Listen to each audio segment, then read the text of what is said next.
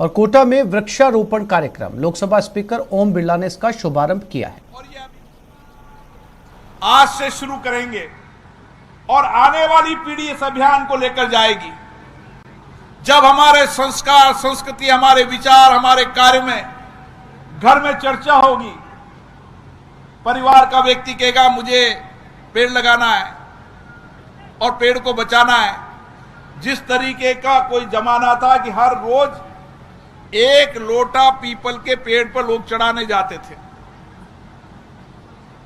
एक रोटी गाय को डालते थे, ये हमारे सब संस्कार है जी, इसको बताने की आवश्यकता नहीं। पर कहीं ना कहीं हम दुनिया के उस पश्चिम के भौतिकवाद की ओर तरफ बढ़ने लगे। एक समय आ गया हमें कि हम दुनिया के उन पश्चिम देशों के भौतिकवाद को अनुसरण करने लगे, हमारी पीढ़ी उस दिशा की ओर बढ़ने लगी। लेकिन क्या हुआ, उस दुनिया के पश्चिम देशों के भौतिकवाद की स्थिति क्या हुई? नौजवान अवसाद में हो गया, तनाव में आ गया, और वह अवसाद और तनाव को समाप्त करने के लिए भारत की धरती पर आया। क्योंकि भारत की धरती आध्यात्मिक और संस्कृति की धरती है। यहां पर हमारी पूजा पद्धति अलग अलग है, लेकिन सब धर्म एक ही मानते हैं कि मानव का कल्याण हो, सृष्टि का कल्याण हो, सबका भला हो। ये हमारी धर्म की संस्कृति और संस्कारों में है।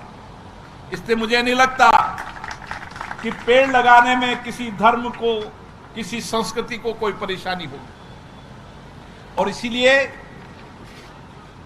आज हम सब लोग यहां पर इसलिए एकत्रित हुए हैं कि हम पेड़ लगाएंगे। पेड़ का एक शुरुआत का संकल्प है। और पेड़ के लिए जहां मैंने फॉरेस्ट विभाग को कहा, मैंने तमाम जितनी देश की अच्छी नर्सरी है, मैंने उनसे चर्चा की है। और हम पेड़ भी लगाएंगे। अब की बार फलदार पौधे हर जगह लगाएंगे। हम शहर में लगाएंगे, गांव में लगाएंगे, किसान की पेड़ी पर लगाएंगे, किसान के खेत पर लगाएंगे। क्योंकि धीरे धीरे शहरों की तरह गांव के अंदर भी जब मैं खेतों को किलोमीटर तक देखता हूं तो मुझे पेड़ नजर नहीं आता।